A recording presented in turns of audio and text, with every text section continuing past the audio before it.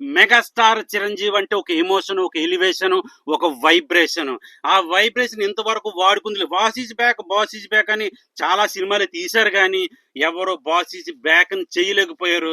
మరి ఇందులో అనిల్ రావిపూడి గారు సక్సీడ్ అయ్యారంటే 100% సక్సీడ్ అయ్యారు. ఎందుకంటే ఓజీని ఒక ఫ్యాన్ బాయ్ తీసిన సుజిత్ గారు ఎలా తీశారో deputy CM power star Pawan Kalyan గారిని మీరందరూ చూశారు. అలాగే అనిల్ రావిపూడి గారు ఒక ఫ్యాన్ గా చిరంజీవిని ఎలా చూపించాలనుకున్నారో అలా చూపించారు. ఏమన్నా గ్రేసా, ఏమన్నా డాన్సా, ఏమన్నా స్వేగా చిరంజీవి గారిది. ఆ స్టెప్పులకు పిదా అయిపోతున్నారు, పండగ చేసుకుంటున్నారు. సంక్రాంతి పండగ అంతా చిరంజీవి గారిలో సినిమాలోనే కనబడుతుంది. మనశంకర్ వరప్రసాద్ కు ముందు రెబల్ స్టార్ ప్రభాస్ గారిది రాజాసాబ్ రిలీజ్ అయింది, కానీ మిక్స్డ్ టాక్ వచ్చింది. మనశంకర్ వరప్రసాద్ తర్వాత చాలా సినిమాలు రిలీజ్ అవుతున్నాయి, కానీ చిరంజీవి గారికి ఏం మాత్రం పోటీ ఇవ్వలేదు. ఎందుకంటే ఇక్కడ ఉన్నది ఎవరో మెగాస్టార్ చిరంజీవి గారు. అంటే మెగాస్టార్ చిరంజీవి గంట గ్రేస్ కి పిదా అయిపోతారు. గ్రేస్ కి పిదా అయిపోయే జనాలు ఉన్నారు. అటువంటి ఫ్యాన్స్ ఉన్నారు మెగాస్టార్ కి.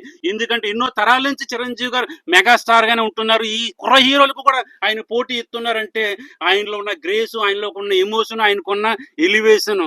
డాన్స్ అంటే ఆ గ్రేస్ ఇలా ఉంటదని నిరూపించి చెప్పిందే మెగాస్టార్ గారు.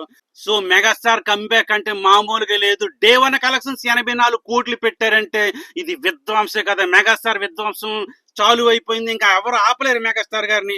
డే 1 84 కోట్లు, డే 2 మినిమం 50 కోట్లు రావచ్చు, డే 3 60 నుంచి 70 కోట్లు వచ్చే అవకాశం ఉంది. ఈ 3 రోజుల కలెక్షన్ మినిమం 200 కోట్లు దాటిపోయే విధ్వంసం సృష్టించబోతున్నారు. ఇంకా సంక్రాంతి అయిపోయిన తర్వాత కూడా ఇటువంటి కామెడీ టైమింగ్ తో వచ్చిన సినిమాని ఎవరు వదులుకుంటారు? ఫ్యామిలీ అందరూ తండోపతండాలుగా వెళ్ళిపడిపోతున్నారు సినిమాకి. వెళ్ళిన వాళ్ళందరూ పండగ చేసుకుంటూనే ఉన్నారు. రియల్ పండగ అంటే ఏంటో సంక్రాంతికి వస్తున్నాము సినిమాలో మనం చూసాము. అటువంటి సినిమానే మళ్ళీ అనిల్ రావిపూడి గారు చిరంజీవి గారికి గిఫ్ట్ గా ఇచ్చారు. సూపర్ స్టార్ గా నిలబెడుతున్నారు అనిల్ రావిపూడి గారు. చిరంజీవి గారికి ఒక గిఫ్ట్ గా వచ్చింది మనశంకర్ వరప్రసాద్. చిరంజీవి గారి ఖాతాలో వేసేసుకున్నారు సువర్ణ అక్షరాలతో. మెగాస్టార్ గారు తరతరాల నుంచి కుర్ర హీరోలకు పోటీ ఇస్తూనే ఉన్నారు. రాబోయే కాలంలో కూడా పోటీ ఇస్తారు. ఎందుకంటే మెగాస్టార్ ఈజ్ బ్యాక్ అనే సినిమాని మనం చూసాం ఈసారి. సో మెగాస్టార్ ఇవ్వబోయే పోటీకి కుర్ర హీరోలు రెడీగా ఉండండి.